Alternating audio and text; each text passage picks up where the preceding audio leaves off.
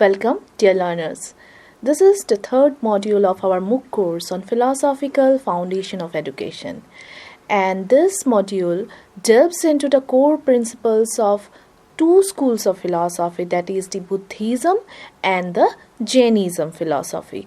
But in this part of our video, in the first video of this module, we are going to discuss about the concept and characteristics of Buddhist education. So what is the essence of Buddhist philosophy? Actually, what is there in the Buddhist philosophy? From where it is originated? What is the central tenets of this philosophy? We will come to know.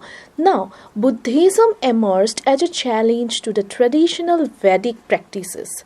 It rejected the rigidity of the caste system and emphasized compassion, non-violence, and pursuit of enlightenment.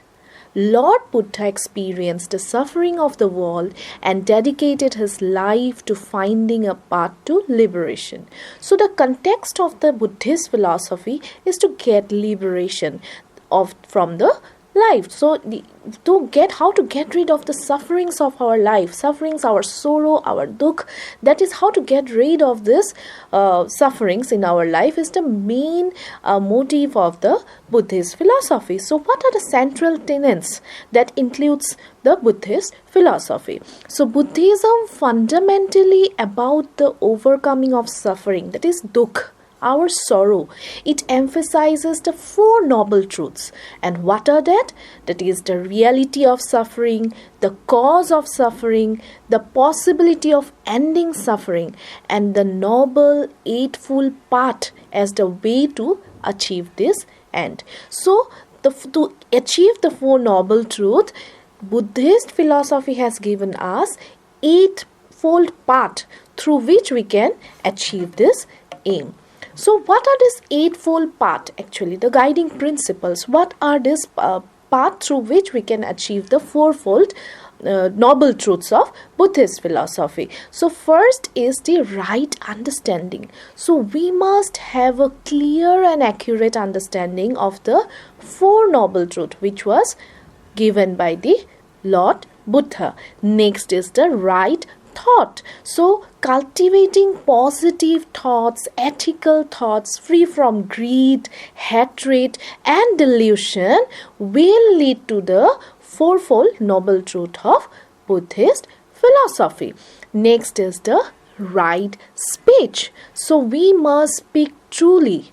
We should be truthful to ourselves, even to the others. So speaking truthfully, kindly and constructively, avoiding harmful or hurtful words will lead to the fourfold noble truths of Lord Buddha or the Buddhist system of philosophy. Next is the fourth one is the right action.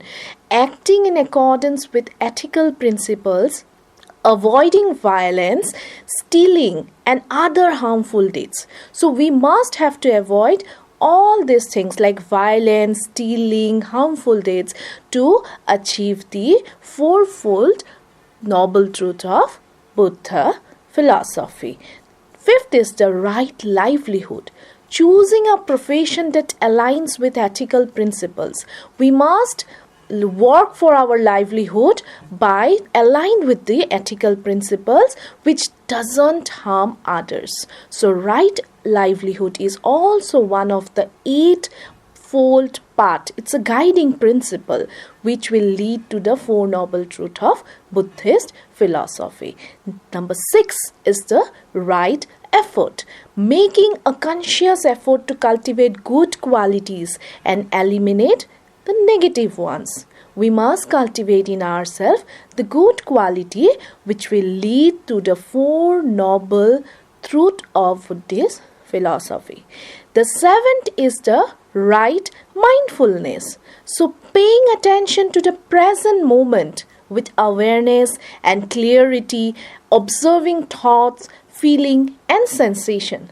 So we must be mindful towards all the activities which we do in our day-to-day life. So right mindfulness will also lead to achieve the goal of Four Noble Truths of Buddha's philosophy.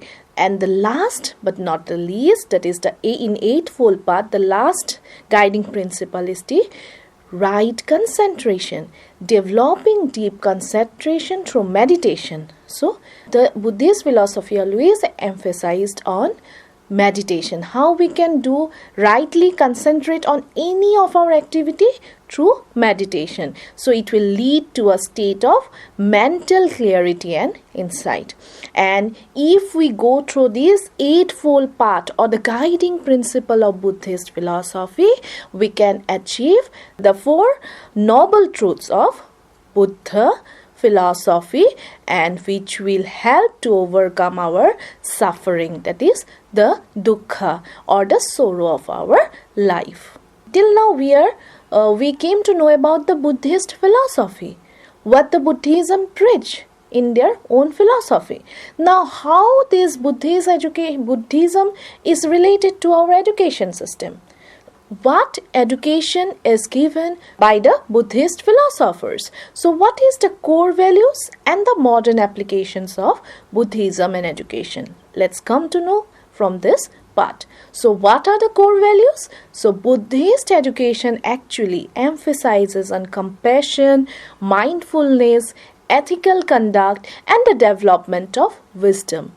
It encourages critical thinking and self-reflection, fostering a sense of interconnectedness and responsibility. So Buddhist education has a core value which always leads to what? Compassion, mindfulness, ethical conduct, and the development of wisdom.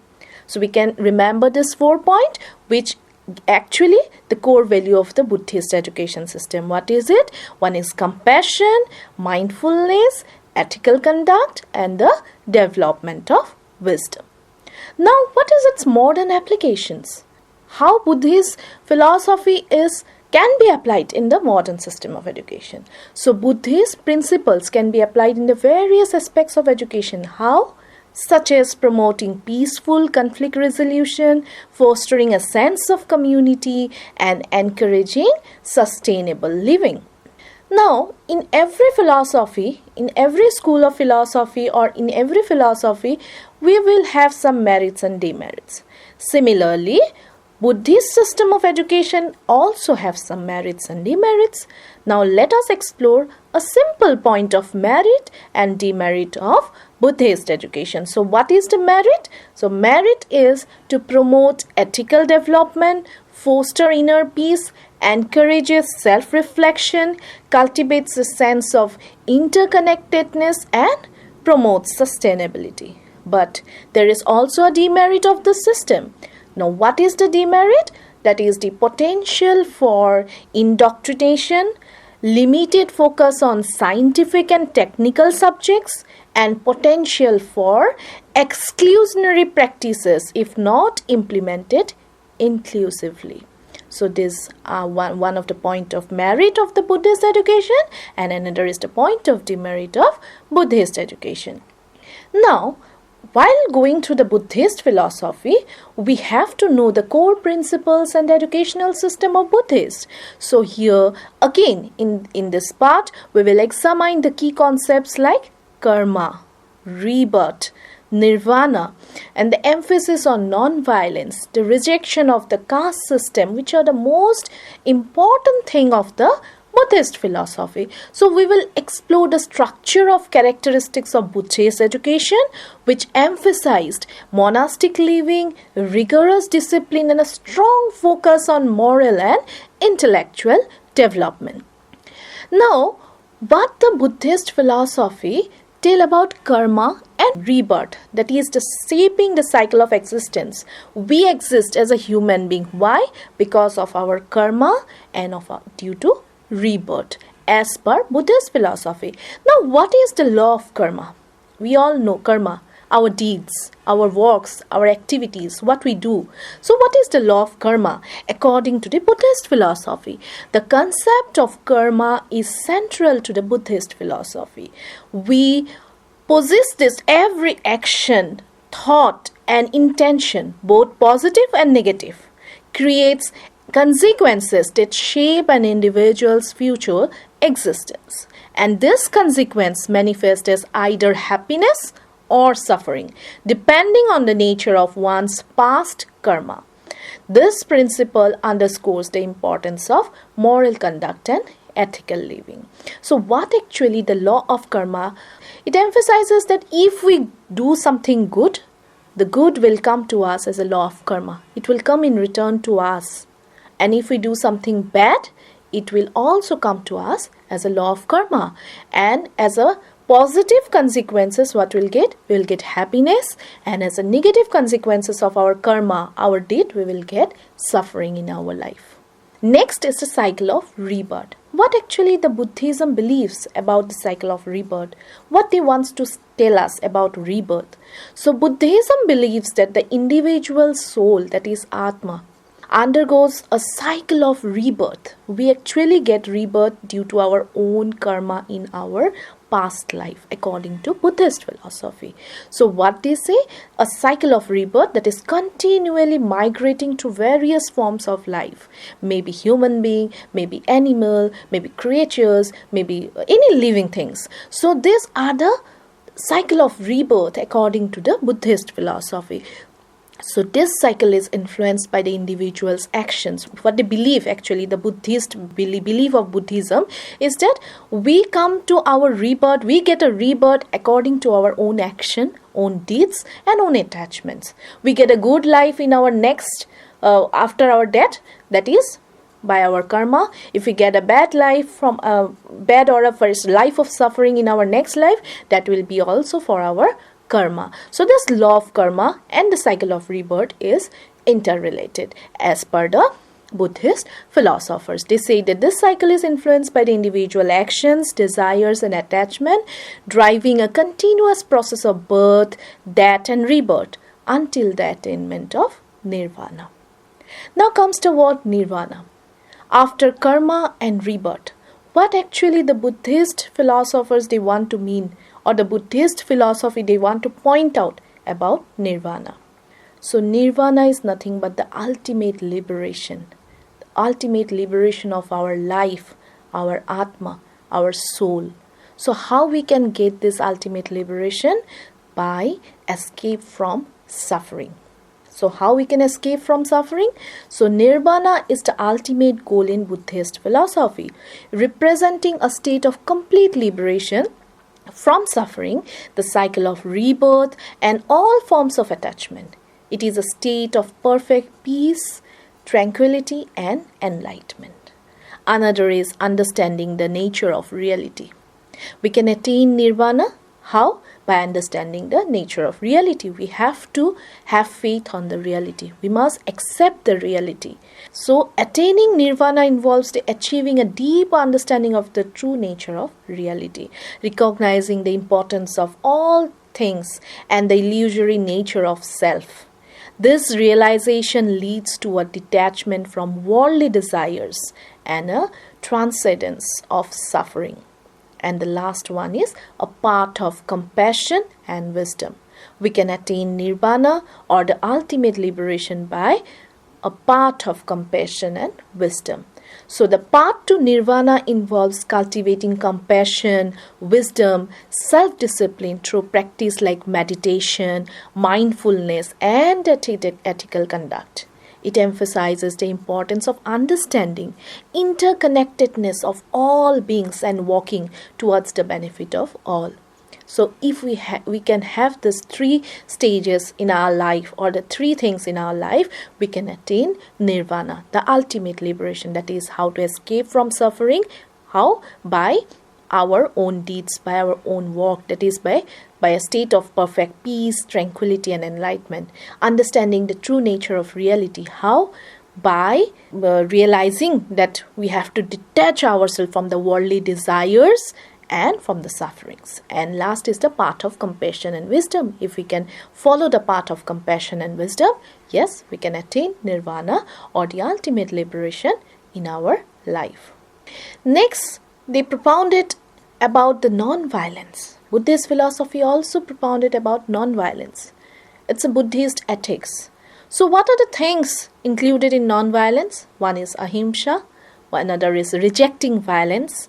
Again, creating a culture of peace. So ahimsa, we all know, not only Buddhist, but after the Buddhist philosophy also, till present, we are following ahimsa, the word of non-violence. So we know non-violence, known as ahimsa in Sanskrit, is a fundamental principle of Buddhism. It emphasizes the importance of reframing from harming any living being, both physically and mentally. This extends to thought, words, and actions, promoting compassion and understanding towards all. So, we all know Buddhist philosophers or the Buddhist philosophy had preached this non-violence, that is ahimsa, rejecting violence, creating a culture of peace. But what is going on at present? In this present world, do we follow this Buddhist ethics? No. So if we can follow the cornerstone or this Buddhist ethics, we can have a complete non-violent world. So we should actually try to follow the Buddhist ethics they have given, that is of ahimsa, that is of non-violence in the present world. Another is the rejecting violence. So Buddhism rejects violence in all forms, including animal sacrifices, war, and any act that inflicts pain or suffering on others. Why? Why they reject violence? Because they always support to eradicate our sufferings from life. That means our dukh, our sorrow. We need to get rid of our pain or suffering. And if we don't reject violence, we will always have suffering in our life. So the principle of ahimsa guides Buddhist practices and interactions, promoting a culture of peace and empathy. Next is the creating a culture of peace. So Buddhist philosophy advocates for a world where peace, harmony, and understanding prevail. They promote ahimsa, and they say that individuals actively contribute to culture of non-violence, fostering peaceful resolutions to conflicts and building a more just and compassionate society. So these are the three things which will lead to non-violence. And if we can follow the Buddhist philosophy at present, yes, we will have a world of peace. We can develop a culture of peace in this world. Again, the Buddhist philosophy also propounded, or they also followed, the caste system. That means they are against the caste system. They always have a philosophy of equality and social justice. And how they maintain this philosophy of equality and social justice? By rejecting social hierarchy, which is at present prevailing in our society. So the philosophy of Buddhism, we can see at present, is no more in the present society. So we should try to preach, or we should try to aware people regarding the philosophy of Buddhism, which will help to maintain equality and social justice in the society. How? The first is the rejecting social hierarchy. Buddhism rejects the rigid caste system prevalent in ancient Indian society based on birth and hereditary status. It promotes the idea that all beings are equal and should be treated with respect regardless of their social background. Next is emphasizing individual merit. If we want to maintain equality, we should have to emphasize on individual merit. So Buddhism emphasizes the importance of individual merit and spiritual development over social status. It encourages individuals to strive for enlightenment and liberation through their own efforts, regardless of their caste or social position. The third is advocating for social justice. So we can have a casteless system. That means all castes are equal. All people are equal, irrespective of any caste, creed, sex, color, anything. So how we can have? By advocating social justice. So Buddhism advocates for social justice and equality. So walking towards a society free from discrimination and oppression based on caste or any other form of social hierarchy. It promotes compassion, understanding, and inclusivity among all people. Now, if we go to know about the Buddhist education system, we must know its origin, how its function, and what it actually propound to the people of this world. So, from this we will come to know how the Buddhist education actually came into being. So, first is its origin in the 5th century BC. So, how it's originated? So, Buddhist education actually emerged in the 5th century BC during a time when Vedic system of education was increasingly inaccessible to ordinary people. This created a need for alternative system that offered education to all, regardless of caste or social status. So, we can see the downfall of the Vedic system make a rise of the Buddhist education system. Again, next is the monastic centers of learning. So, how actually they give their education to people? So, Buddhist monasteries became the primary centers for education, serving as both religious and educational institutions. They offered a comprehensive curriculum covering religious studies, ethics, philosophy, literature, and the arts. Then, it is also open to all castes. The Buddhist Sangha, community of monks, the people, the Buddhist monks who give education to the people, was open to individuals from all castes. They never say that only they will give education to the Buddhist people or to a particular community. They give education to all people. This provides a unique opportunity for people from lower social groups to access education and pursue spiritual growth. So all were equal as per the Buddhist education system.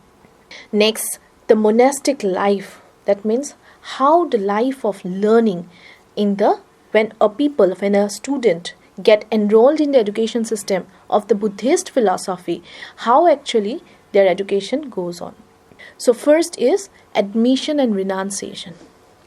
A student get enrolled in the Buddhist education system through the regular admission process. How?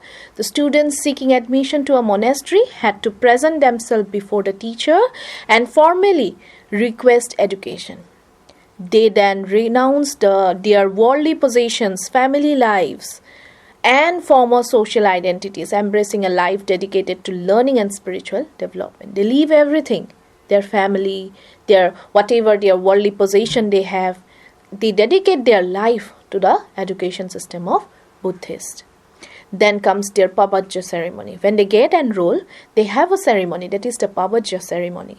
The Pabajja ceremony marked the formal acceptance of a student into the monastic order. Here, the teacher accepts the students as a student because they get enrolled in the monastery by leaving their worldly desires, their family life behind the education system to get the education from the Buddhist monastery. So, in the Pabajja ceremony, the teachers formally accept the student as their own student in their monastic life. This involves a symbolic of going out from the world, leaving behind old ways of life and embracing the monastic life. So minimum age for Pabajja was 8 years. Then comes the Upasampada ceremony. That means full membership. After 12 years of study, students underwent the Upasampada ceremony, signifying the transition to the full-fledged monks, if they want. Actually, if they want, they can give their life or they can get themselves enrolled as a full-fledged monks for their lifetime. This involved a democratic process where the student was voted upon by existing monks, emphasizing the importance of community and shared responsibility. So this is the monastic life, a foundation for learning in the Buddhist system of education. Now, the teachers also have some role. They have to guide their students. What the teacher need to do as a Buddhist monk or as a Buddhist preacher of Buddhism, what they teach and how they should be as per Buddhist philosophy. First, they must be an experienced monks. To be a teacher in the Buddhist monastery, the teacher always have to be an experienced one, spending at least 10 years in the monastic order, in the monastery, and demonstrating their commitment to the Buddhist path and their knowledge of teachings. Then, yes, another one is the purity of character. A Buddhist teachers must possess a high moral character, pure thoughts, and generosity. They served as role model for their students. So they must have a purity of character. Next is the responsibility for education. Teachers were responsible for the education of well-being and overall development of their students, ensuring they received thorough understanding of Buddhist teaching and practice. So these are the roles to be played by a Buddhist teacher. Now there are also some role of students when they get entered into the Buddhist monastery. So when one student get enrolled in the Buddhist monastery, what are the role they should play actually? So these are the daily routine, a disciplined life a student should follow. That is the serving the teacher. They should serve their teacher, preparing food, cleaning clothes, and managing daily tasks. This demonstrates respect and willingness to contribute to the community. So they have to serve their teacher first when they get formally entered into the Buddhist monastery for education, for formal education. Then obedience and discipline. Yes, the students were expected to obey their teacher and adhere to the monastic rules, fostering discipline and structured environment conducting to learning and spiritual growth. Next is the study and meditation. They not only serve teacher, they not only follow discipline, they also study there and they also conduct meditation. So their daily duty includes serving their teacher, maintaining discipline, they study there and they also do meditation for their well-being. And last but not the least is the community responsibility. When a student enter into the Buddhist monastery, then and there only their community responsibility arises. So students were also responsible for maintaining cleanliness in the monastery and its surrounding, promoting a sense of community and shared responsibility for the well-being of the environment. So they must be committed to the community and they must be responsible to the protecting the environment. So these are the daily routines to be followed by a student enrolled in the Buddhist monastery. Now, what the learning of legacy or what the legacy that takes away, a student take away from the Buddhist system of education. So the Buddhist system of education played a crucial role in shaping the intellectual and spiritual landscape of ancient India by providing accessible education to all, fostering a monastic life dedicated to learning and emphasizing moral and intellectual development. Buddhist education left a lasting legacy on the world. The values of compassion, nonviolence, equality, and wisdom instilled through this system. It continued to inspire individuals and communities across cultures and time. So these are the things which a Buddhist education system give to their students in the Buddhist period. Now, to know, we have discussed the Buddhist education system and the Buddhist philosophy in a brief. Now, to understand or to know more, let us have a look in a simple video of Buddhist fourfold path of education or the fourfold truth, noble truth. Through this video, you will come to know how this noble truth come to us and it is related to our real life, day-to-day life. So let us have a look into it. Have you ever wondered why happiness seems so fleeting and why life feels like a constant cycle of highs and lows? It's a struggle we all face, searching for peace in a world that feels chaotic. But what if I told you that over 2,500 years ago, a man named Buddha, Gautama Siddhartha, discovered a way to break that cycle? And today, we're going to explore those very teachings, the Four Noble Truths of Buddhism that could change your life. Hey everyone, welcome to the channel. If you've ever felt overwhelmed by life's constant changes, frustrations, and uncertainties, you're not alone. In today's fast-paced world, we're constantly bombarded with... So, after looking into the video, I think you all are aware about the Buddhist system of education. Now you came to know what actually the Buddhist philosophy is, what actually the Buddhist education system want to preach, and how the Buddhist philosophy, that is the Four Noble Truths of Buddhist philosophy, is related to our life. So, from there, some question may arise in your mind. the things which we have studied here today, we have understood here today, from there some questions may arise in your mind. So what questions that may come in your mind is like, who is the propounder of Buddhism? What does Nirvana signifies in Buddhist philosophy? What is the minimum age required for Pabuja ceremony? How many years of education were required before Upasampada ceremony? What is the role of karma in Buddhist philosophy? What are the 4 noble truths of Buddhism? Describe the main characteristics of Buddhist education. What is the significance of the Eightfold Path in attaining salvation? So these are some of the questions which may arise in your mind while going through the Buddhist philosophy, the Buddhist system of education. If you want to get the answer of this question, let's go back to the script of this module. You can find the answer to this question. So let's relate our video to our script which is provided you in this module, and you will surely get the answer of these questions. Thank you so much. Thank you.